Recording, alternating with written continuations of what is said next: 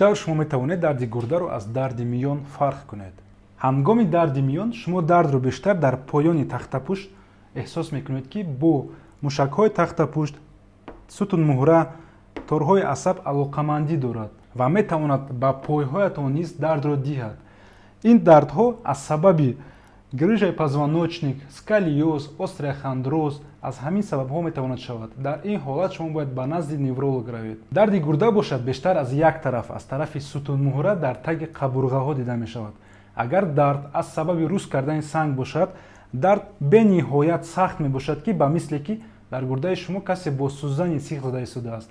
ва на танҳо дард, балки ташнота, рвота, баландшавии ҳарорати бадан, ҳатто ҳангоми пешоб кардан пешобатон каме хунолуд, сурх мебошад. ин нишонаҳо аз сабаби санги гурда, пилонефрит, гломерулонефрит шуда метавонад. дар ин ҳолат шумо бояд ба назди уролог, яъне ба назди мо муроҷиат кунед.